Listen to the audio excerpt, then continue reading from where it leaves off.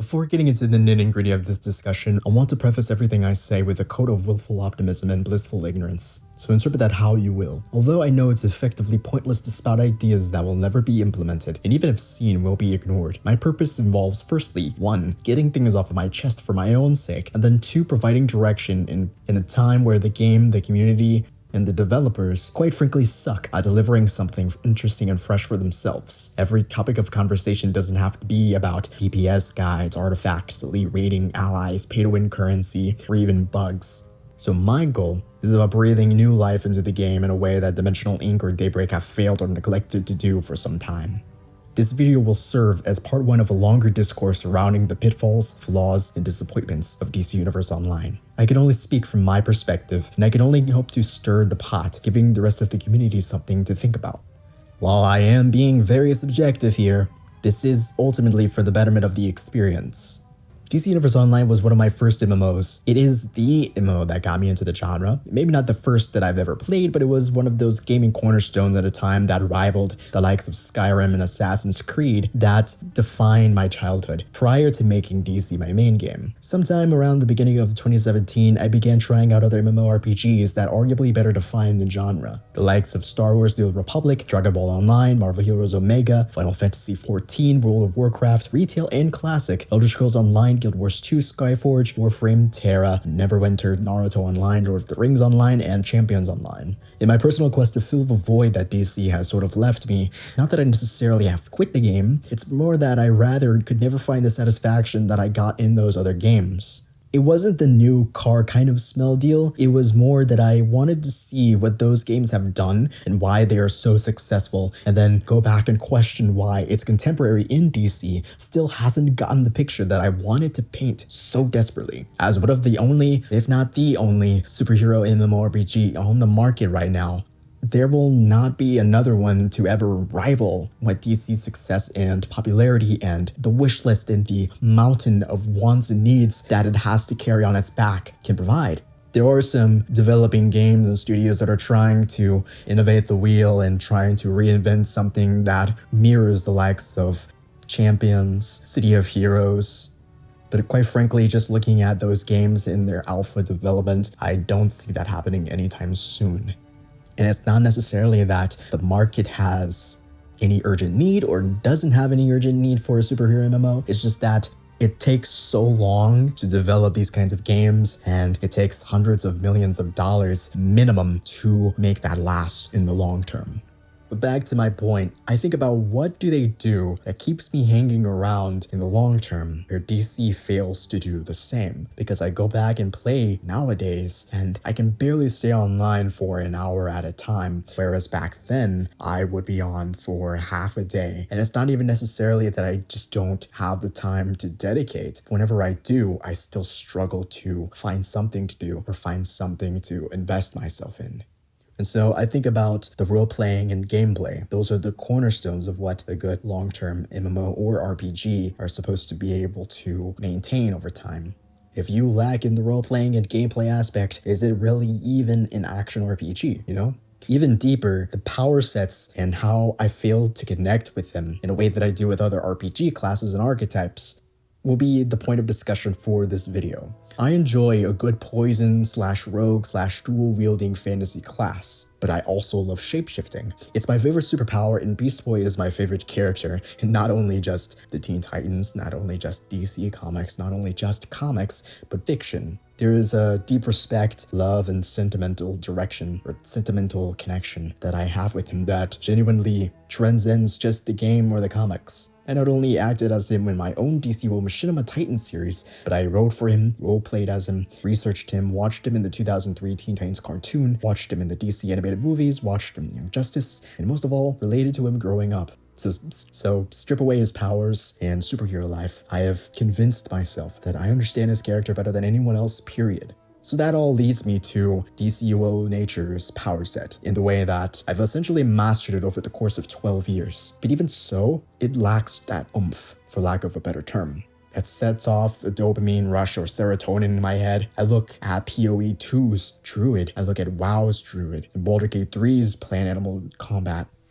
And I wish that DC would take more inspiration from those other games to improve what they have now. So first, I want to look at nature's shapeshifting forms and provide their weaknesses and their strengths. Then, target those weak areas and give a replacement that doesn't necessarily sacrifice the superhero fantasy class of the game. So what I'm going for here is feasibility, flexibility, and fun. If the changes are fun, then that supersedes the balancing because that's simply what other players want more than a continuous balancing act. If everything was perfectly balanced, players would still find something to complain about. So we're not going to buy into the idea that you can't do this or you can't do that because it might break the game. So instead, we're going to aim for something feasible and fun that can be done based on what I know of the game and would ultimately be a better fit for the power set over what's currently there. Which then leads us to forms. So what are nature's forms for those who are, no pun intended, less informed? Nature is categorized into two skill trees, fauna and flora. Flora is inspired by poison ivy, and fauna is inspired by Beast Boy. In fauna, we have animal morphs and bestial abilities that bolster these forms with enhanced damage, healing, and defensive capabilities. Gorilla is the king of all forms in this power set, with its hand clap tap range, block breaks that make it the most efficient at countering enemies in a rock paper scissors mechanic. Gorilla excels at being the tankiest and hardest hitting. So for now, I'm going to leave it alone. My issues don't really stem from Gorilla, so it's mostly fine. Werewolf, on the other hand, is a little bit more complicated to kind of figure out what to do with it. I think the most appropriate solution would be to make it a quick, precision melee-based form that deals enhanced critical damage upon morphing. Not too dissimilar from Gorilla, it's just less tankier and it scales off of precision. Without boring you with any more mundane details, because Gorilla does more damage and has more native defense and healing magnitude, I would like to see Werewolf surpass it in terms of that more precision. Think of World of Warcraft's forms and how they each specialize in various traits. Gorilla needs to be more of an off-tank, focusing entirely on survivability and utilizing fear/terror-based power interactions, whereas Wolf should be focusing more on weapon attacks and buffing oneself with carnage. So as it stands now, Gorilla's hand claps clipping into each power skill, effectively animation cancelling its slowness, makes it more of a viable choice, and thus leaves Werewolf out of any advantage over the other forms. That's why it needs to lean more into what I feel like it's supposed to be, a precision buff form, and why it makes sense from a power fantasy perspective. Lycanthropes attack and melee, clawing and mauling, and tearing enemies apart with their bare sharp claws. Supplement that with having a strong precision build with its buffs and nature poison dots. It only makes sense to play this up even more. You lay down the groundwork, setting up your dots, then morphing into a wolf to do melee attack. Not do the exact same rotation upkeep that you do in Gorilla or base form. It just seems redundant and silly to me that your strongest wolf attacks aren't its melee combos, but rather spamming harvest and voracious plants off of cooldown. Overall, I think that needs a rework, because that's not what I expect a werewolf to do. In like PoE 2 or Baldur's Gate 3, you should be able to play whatever build you choose, have fun with it, and it makes sense. It doesn't need to be anything meta, but the game shouldn't punish you for going outside of the box, and especially not funneling you into what everyone else uses simply because the robot psychic and super speed meta scales higher in damage no matter what might or precision build you do. So what I'm going to do here is go over a brand new power set, completely separate nature's plants and animals into their own power sets, and go from level 1 all the way to level 30, talking about the build that I will call now Morph. With Morph, we will have a new power interaction that is not currently in the game, and if it is, I would be surprised because I've never seen it. But it's something new, it's something fresh, and it goes over a lot of animations that I feel like would be already doable in the game. So it's not even necessarily that you're having to make this power set from scratch. It's more so you're adopting and adapting what's currently already there. I mean, I think a lot of this is perfectly doable. There may be only like a handful of new animations you would have to do, but I would imagine that's way less resource intensive and pricey to do than to start from scratch and make something that has, let's say, a Black Lantern power or a White Lantern power, which you have to get a lot more creative and have to do a lot more research into what you can and cannot do with that. So for the purposes of this morph power, it will be a DPS/tank build. Think of what nature is already doing. It heals based off of metabolism. So DPS side will have bleed and daze as a primary and a supplementary Power interaction. Meanwhile, metabolism is the self-sustained healing power interaction for tank. Your attacks with claws, bites, and other natural abilities inflict bleed on enemies, causing damage over time that stacks. And at the end of your attack rotation, you can either refresh the dots or spin them for bursts of damage. Similar to poison, bleed can stack and refresh based on your shifting form. Each time you shift into a form and land an attack with a bleed modifier, you increase the bleed stack, dealing damage over time to enemies affected. Level 2, Tentacle Lash. Tentacle Lash is a pull where you morph your arms into a pair of tentacles, lashing out and pulling a target towards you. It's usable in human and gorilla form. Level 3, Beast Sense. Beast Sense is a tank buff where you sharpen your senses, increasing defense and dominance for a short time. Usable in any form, and it activates metabolism. Level 5, Metabolic Surge. Metabolic Surge is a self-heal where you tap into your primal DNA, rapidly healing yourself over time. Restores additional health when metabolism is active. Level 7, Quill Barrage. Release a flurry of spiky quills at your targets, damaging and knocking them down. Bleeding enemies will also take additional damage. This is usable in human, werewolf, and gorilla form. Level 9, Predator's Mark. Mark an enemy to make them vulnerable to bleed effects. The mark lasts 10 seconds, after which it resets. Think of this as more like a debuff. Level 10, you of course unlock your tank roll. This is standard in every tank power. You unlock with the plus 35% defense increase, a plus 90% defense while not blocking, a plus 3 perception, and your superpowers gain taunt. Morph now has the access to tank roll, where you focus on absorbing damage and self-healing. Your metabolism-based powers are also enhanced in this role. Level 11, Tiger Form. I took the inspiration for using Tiger Form as the newer shapeshifting morphs because of Beast Boy's propensity for turning into a tiger a lot often in live-action Titans, in the 03 Teen Titans, and the Young Justice series.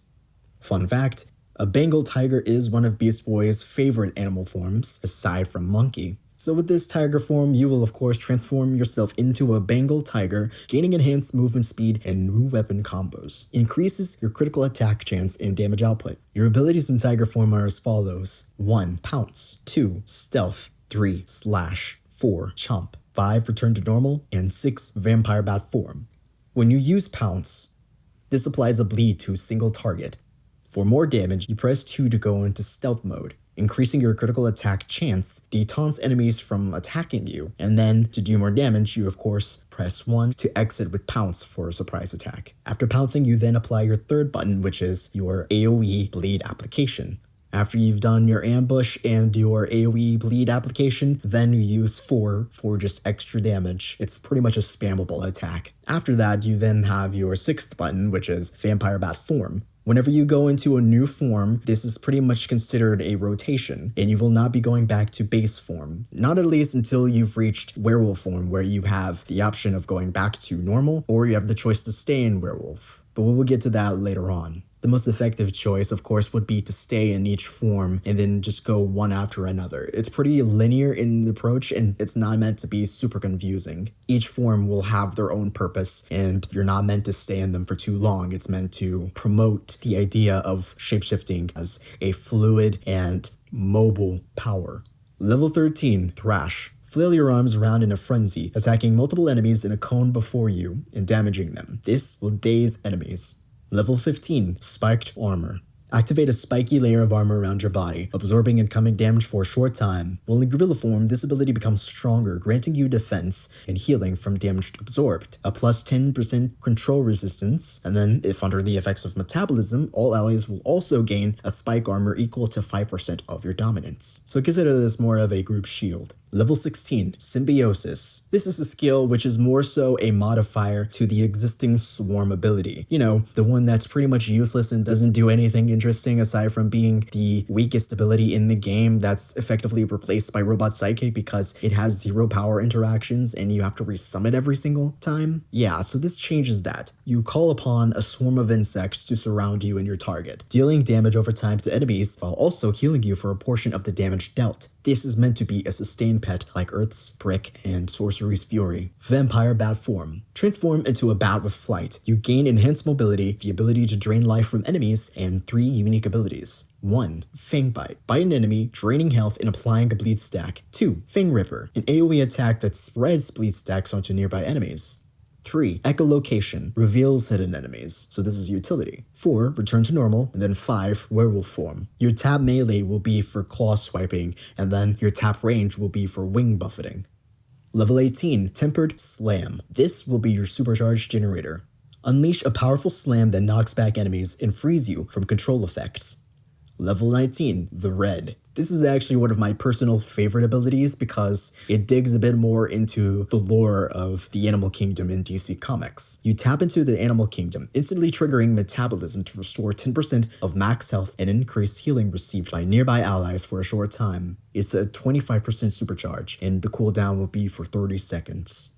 The idea surrounding this, again, not only just tapping into DC Comics, but it's also just the idea of your group feel a part of your entire toolkit as a morph user. A lot of the effects that go with morph tanking involves your group and having your allies being able to heal you more or being able to give them a shield. So think of this as kind of like your healing tanks like Atomic and Fire, where they are completely independent.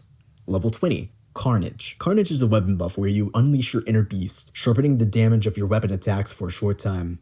Level 21, Enwebbed. Fleeing a multitude of spiderwebs at enemies around you, stunning and rooting them while causing damage over time. This will be a 25% supercharge. Level 22, Roar. Roar in this case remains primarily unchanged. You will still unleash a terrifying howl to intimidate your target and stunning it, but this time it consumes bleed stacks instead of your poison PI for nature.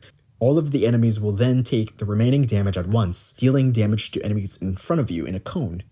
In Tank Roll, it heals you and the 3 most injured group members over time as a sacrifice for metabolism. Level 23, Gorilla Form. This is where everything starts to come together as your tanking becomes a lot more well-rounded as you transform into a powerful gorilla, gaining that same sense of increased damage, healing, and defense for a short period as you would normally in nature. This form will also give you tank roll and access to special gorilla abilities. This will be, of course, your 50% supercharge. I've never personally liked having all of these forms be supercharges, so I felt like gorilla would be the most sense to kind of make that because it's your tanking form. So if any of them are going to be supercharges, it will be gorilla. Your werewolf, vampire bat, tiger form will not be supercharges. Moving on, level 24, your damage output, critical attack chance, and critical attack damage are increased for a short time. Weapon attacks, of course, will deal additional damage. Werewolf will remain the same as it is currently listed in the game. Only buff or change is that it scales off of precision damage, so basically melee weapon attacks for gouging and mauling. It's a form that uses nature's roar power in the exact same way by spending those dots into one burst, and this time, for bleed and not for poison. When it runs, it will run on all 4 legs and not 2. For each weapon attack combo you do in werewolf form, you gain a stack of bleed. So the point of this form is that you have the choice to either continue the dots while meleeing or spend the dots using roar. If you go without attacking for a short period of time, your dots will eventually fall off and you will have to go back into your tiger form and reapply them. Level 25, Tail Whip. Whip your tail to strike enemies surrounding you, causing AoE damage to targets inflicted with daze. Level 26, Venomous Spray. Launch a venomous spray from your mouth, dealing damage over time. Level 27, Gopher Tunneling. Dig a hole into the ground, finding your way across a short distance. Basically, this is your quantum tunneling. That's all that needs to be said. Level 28, Leader of the Pack. Taking inspiration from Canine Form's Leader of the Pack ability, this will summon 3 wolves to fight alongside you. Not dogs. Wolves are way cooler. And so each wolf will then deal single target damage and extra damage to dazed enemies. And the cooldown will be 30 seconds. Level 29, Charge. Ram headfirst into your enemies, damaging and dazing them. Level 30, Star Conqueror Form. This might be a tad overpowered, but I still feel like this is one of those best examples of fun supersedes and trumps over what might be balanced. Of course, this is inspired by DC Comics' Beast World, where Beast Boy transforms into Starro, taking on his abilities and becoming villain of the month. You will then transform into one of the most powerful starfish in the cosmos, taking on the abilities of Starro himself for a short period. If under the effects of metabolism, your damage output and power regeneration are increased. Your first ability will be Mind Flare. You will blast a powerful beam of energy at a single target, damaging and stunning dazed enemies. 2. Regeneration. Heal 4 of the most injured allies in your group equal to 5% of your maximum HP. 3. Eye Blast. Fire an energy projectile from your eye, dealing burst damage. 4. Spore Release. Summon a pack of spores dealing damage over time. 5. Return to normal. Lastly, this will be your 100% supercharge and a cooldown of 60 seconds. In conclusion, this power set is built around giving the player a shapeshifting experience where bleed and metabolism mechanics are constantly interacted with through form changes. Each animal form is not only a cosmetic change, but it also alters the gameplay, offering the player a wide variety of combat styles, for tanking to precision-based melee to might-based damage over time and ranged attacks. Morph offers versatility while keeping a solid thematic and mechanical identity.